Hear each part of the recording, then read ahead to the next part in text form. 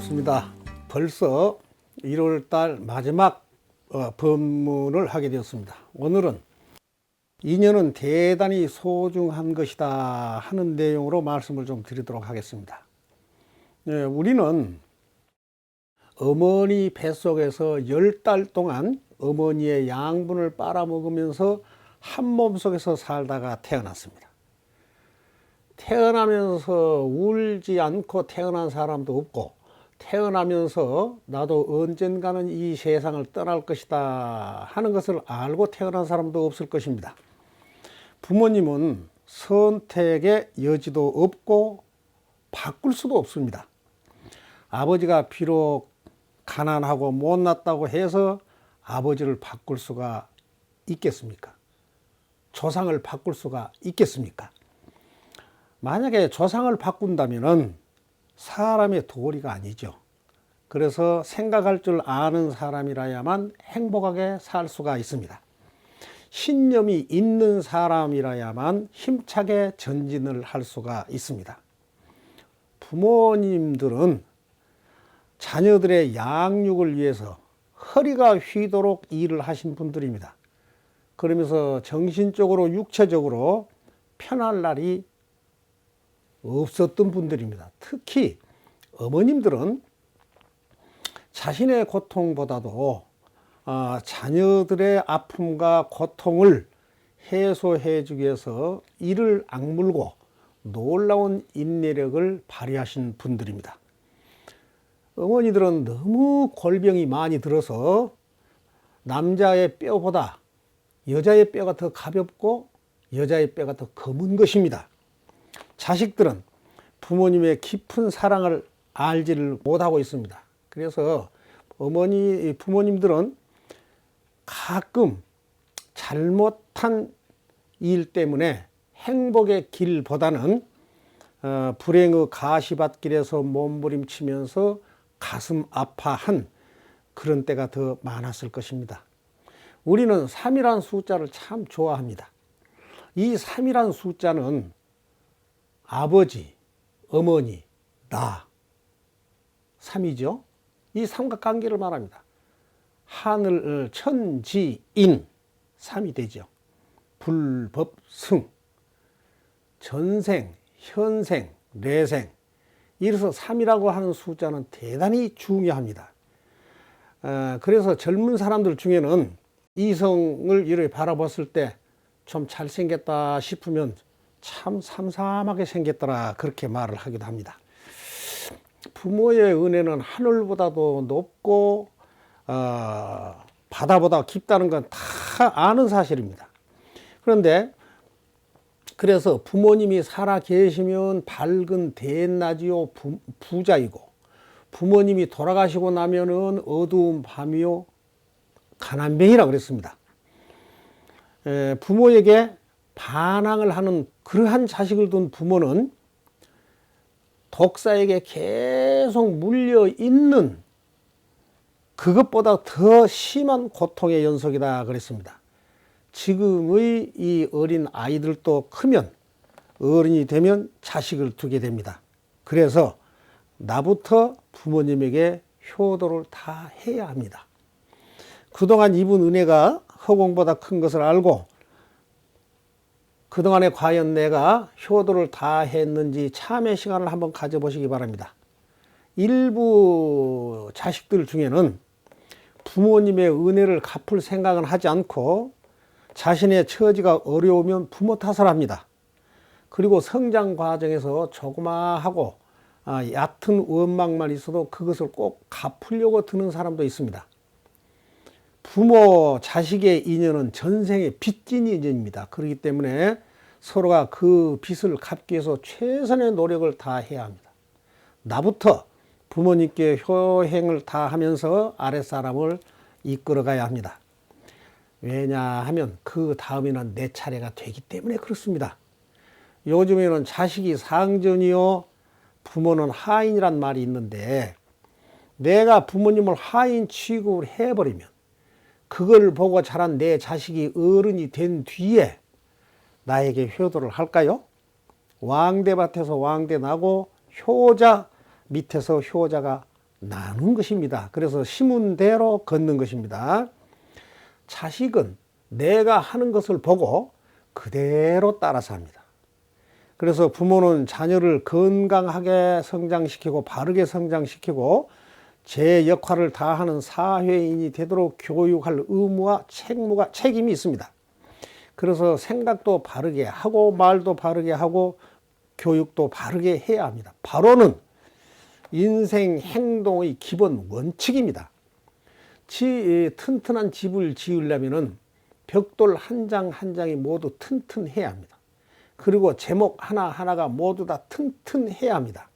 그래서 우리가 그 한 집안이 잘 되려면 가정교육이 잘 되고 튼튼해야 합니다. 그래서 스스로를 믿고 바로 살도록 교육을 해 나가야 할 것입니다.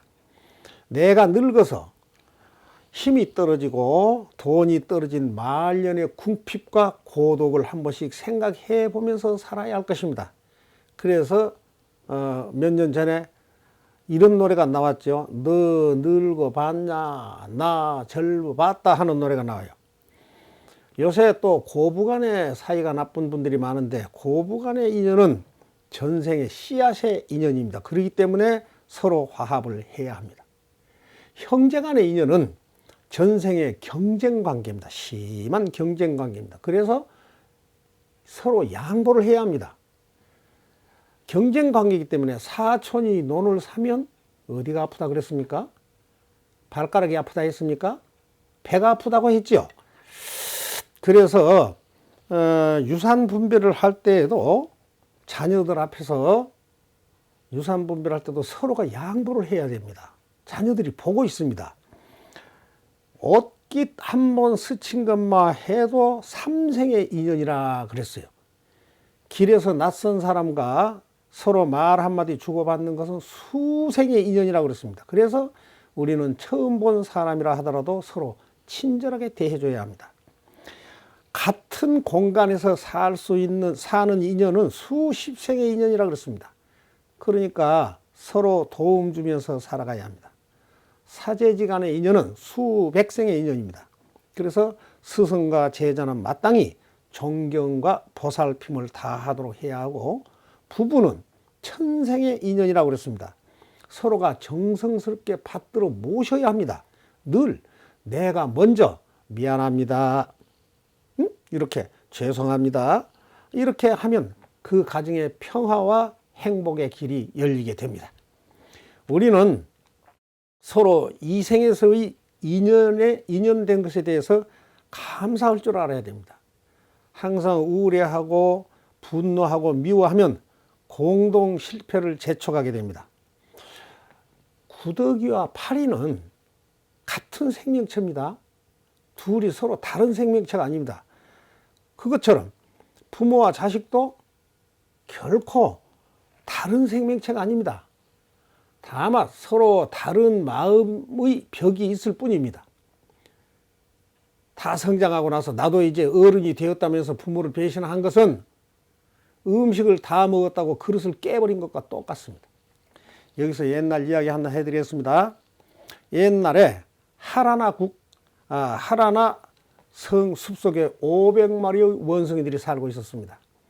어느 날 큰 고목나무 아래에서 깊은 우물 속을 이렇게 들여다보니까 달이 딱 우물 속에 잠겨져 있어요. 그래서 대장 원숭이가 우물 속에 달을 가리키면서 그 달님이 우물 속에 빠져 죽어 있는데 저 밝은 달님을 우리가 건져서 어두운 밤을 밝혀보자. 그러니까 원숭이들이 그 어떻게 건져내야 됩니까? 그러니까 대장 원숭이가 방법은 아주 간단하다. 내가 먼저 나무 가지를 붙잡고 매달리면 덩치 큰 놈부터 차례차례로 꼬리를 잡고 내려간다. 그래서 맨 마지막에 제일 작고 가벼운 놈이 달을 꺼내면 된다. 알겠나? 예, 합창으로 합니다. 자, 그럼 실시. 그래서 대장 명령에 따라서 덩치 큰 원숭이부터 차례차례 꼬리에 꼬리를 붙잡고 우물 속으로 내려갑니다. 마지막 원숭이가 우물 속에 달을 건지려고 하는 순간에 무게를 이기지 못한 나무 가지가 우지직 하면서 부러져 버립니다. 그러자 그 원숭이 떼들은 모두 우물 속에 수장이 되어버렸어요. 죽을 꾀밖에 낼 줄 모르는 무지한 원숭이들, 자신들의 분수를 전혀 모르고 날뛴 결과 집단 죽음을 자초한 것입니다. 사람이나 짐승이나 무지하면 되는 일이 없습니다. 부모의 은혜를 모르는 사람은 무지한 사람입니다. 그래서 그늘에서 잘 쉬었으면 떠날 때 그 나무 베버리면 안 되죠. 은혜를 원수로 갚는 것 아닙니다. 그래서 자식 된 입장은 효를 다하고, 그 다음에 부모들도 어른들도 자기 자신을 낮춰야 합니다. 내가 과거에 뭐였다 하는 생각을 버려야 합니다.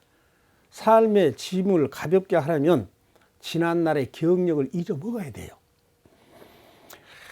하늘이 무너져도 솟아날 구멍은 있고 죽을 자리에서도 분명히 살 길은 있는 것입니다. 그러니까 남들과 비교하지 말고 건강하게 살아가면서 상대의 입장에서 바라보면 이해 못할 일이 하나도 없습니다. 나이가 많아서 살기가 어렵더라도 나보다 어려운 이웃을 만나면 외면하지 말아야 합니다. 마지막 가는 길에는 주머니가 없습니다.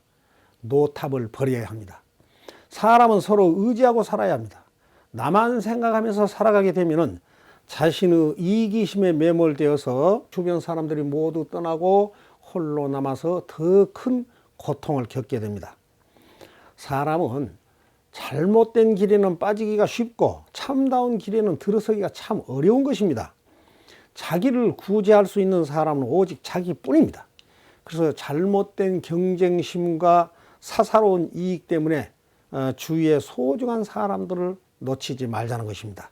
화합과 배려는 자신을 중심으로 해서 시작이 됩니다. 내가 남들을 먼저 사랑하고 배려하면 나도 남들의 사랑과 배려를 받게 됩니다. 그래서 종교 생활을 하면 나이가 들수록 양보심이 늘어나고, 종교 생활을 하지 않으면 그 반대가 되는 것입니다. 딱 한 번뿐인 인생, 시간 낭비하지 말고 즐겁게 살아갑시다. 그리고 나이 조금 드신 분들 정신없단 말 하지 마세요. 뭐 좀 깜박 잊어버리면 내가 벌써 치매 초기인가 이러면서 걱정을 하는데, 생각해 보세요. 초등학생도 화장실에 들어갔다 나오면서 물 안 내리는 경우가 많습니다. 그리고 청년들도 전기불 안 끄고 나오는 경우가 참 많습니다. 그러면 그들도 전부 치매 초기입니까? 걱정하지 마세요. 잊어먹는 건 대단히 좋은 거예요. 그리고 잠이 안 온다? 걱정하지 마십시오. 잠이 안 올 때는 몸에 힘을 빼시고 짜증내거나 화내지 마시고, 잠잘 때 듣는 음악, 꿀잠용 수면 유도 음악 9시간짜리가 있으니까 틀어놓고 자면 됩니다. 갈비 뜯으면서 근심하는 인생 되지 말고 라면 먹으면서도 만족할 줄 아는 인생이 되자 하는 것입니다. 자, 나이가 드신 분들 몸이 불편하시죠? 불편하시니까 자꾸 움직이셔야 됩니다. 건강하려면요, 목욕을 자주 다니세요. 목욕탕에 들어가서는 안 움직일 수가 없습니다. 그저 집에 앉아 있으면 몸은 편안하겠지만 몸은 점점 더 무거워집니다. 그래서 움직여야만 건강해집니다. 그리고 방 안에 환기도 자주 해주시고, 음식을 드실 때는 꼭 휴지 한 장을 들고 음식을 드시면서 입을 잘 이렇게 닦아가면서 음식을 드시는 게 참 좋습니다. 곧 설이 돌아오지요. 설에 이제 자식들이 오게 됩니다. 며느리 사이 이렇게 딸 아들 다 오겠죠, 손자. 그러면 저녁 식사만 같이 하고 자리를 피해 주는 것이 대접받는 길입니다. 나이가 들어도 기죽지 말고 바위 틈의 분재처럼 끈질기게 살아가자는 것입니다. 막다른 골목에도 탈출구는 반드시 있는 것이고, 역풍을 등지면 순풍이 돼버립니다. 어르신들은 입장이 좀 절박하죠. 절박한 사람에게는 절박하고도 비상한 노력이 필요합니다. 부모, 자식 모두 지난 날을 참회를 해봅시다. 그래서 악업을 소멸하고 보다 순수해져서 고난과 고통 속에서 벗어나도록 노력을 합시다. 서로 자극을 주고 격려하면서 사이좋게 살아갑시다. 시비가 잦으면 망합니다. 웃으며 살아가면은 병도 없어집니다. 자신들에게 엄청나게 저장되어 있는 지식, 정보, 경험을 무서운 힘을 발휘 한번 해보시기 바랍니다. 그림자 반대편에는 태양이 있습니다. 여기가 끝이다 싶으면 뒤를 돌아다 보세요. 길은 얼마든지 있습니다. 저는 이런 방송도 할 수 있는 기회가 온 것과 또 이러한 방송을 들어주시는 여러분들이 계셔서 너무나 행복합니다. 내내 건강하시고 행복하시기를 바라면서 법문을 마치도록 하겠습니다. 오늘은 우리의 소중한 인연에 대해서 말씀을 드렸습니다. 항상 건강하시고 행복하십시오. 더욱 건강한 얼굴로 다음 주 화요일 7시에 다시 뵙도록 하겠습니다. 감사합니다. 이만 하면 됐다. 뭘 더 바라겠느냐.